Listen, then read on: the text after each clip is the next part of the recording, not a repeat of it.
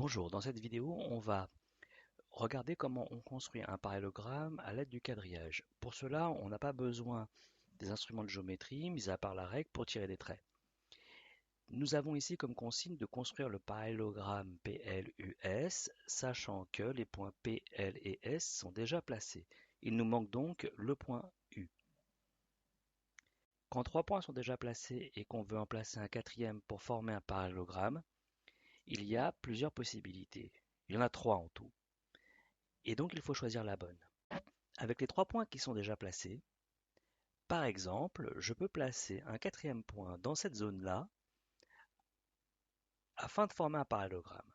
En effet, si je place le point U ici, eh bien, et que je relie, j'aurai bien un parallélogramme. Les côtés opposés sont parallèles, ils sont de même longueur. Ici, le quadrilatère formé est bien un parallélogramme, mais ce n'est pas le bon. Regardez bien l'ordre des lettres, ce parallélogramme s'appelle P, L, S, U et non pas P, L, U, S. Je rappelle que quand on nomme un quadrilatère, il faut que les lettres tournent. Et ici, ça ne va pas. Donc, ce quadrilatère-là ne répond pas à la question. Ce n'est pas le bon parallélogramme. D'une autre manière, on peut placer le point U dans cette région-là. Si je place le point à cet endroit-là précisément et que je relie, le quadrilatère obtenu est un parallélogramme puisque les côtés opposés sont parallèles, ils sont de même longueur. Mais regardons le nom ici que ça forme. Le nom de ce parallélogramme est PULS et non pas PLUS. Mais là encore, ça ne va pas. Le point U ne peut pas se placer ici, sinon nous n'avons pas le parallélogramme PLUS.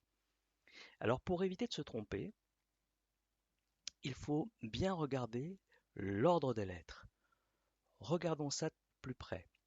Ici, dans le nom du parallélogramme PLUS, P et L sont deux points consécutifs, ils sont côte à côte. Ça signifie que PL est un côté du parallélogramme. Je peux donc relier P et L de cette manière-là.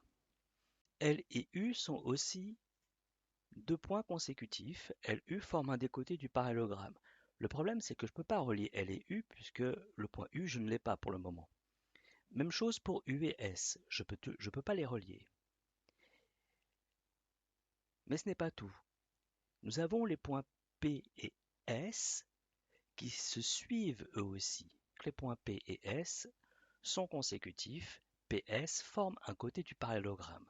On peut donc tracer le segment PS.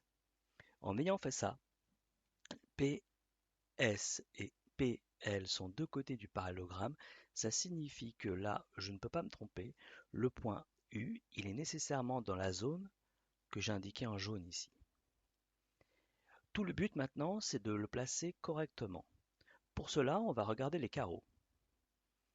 Nous savons que deux côtés opposés d'un parallélogramme sont à la fois parallèles et de même longueur. Regardons le côté PS.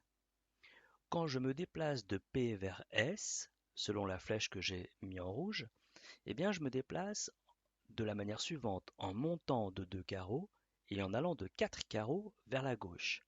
Eh bien ce déplacement de P vers S, il suffit que je fasse exactement le même mais à partir du point L. C'est-à-dire qu'à partir du point L, je vais monter de 2 carreaux et me déplacer de 4 carreaux vers la gauche.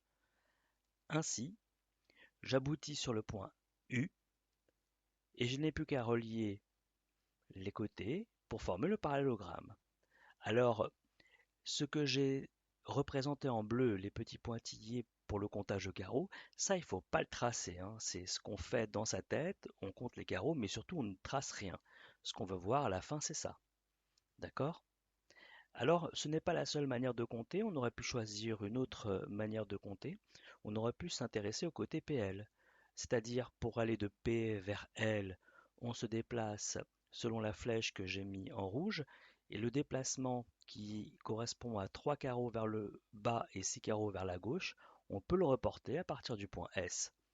3 carreaux vers le bas, 6 carreaux vers la gauche, on aboutit exactement au même endroit. Voilà, maintenant que la méthode est expliquée, vous pouvez faire les exercices qui correspondent à cela. Au revoir.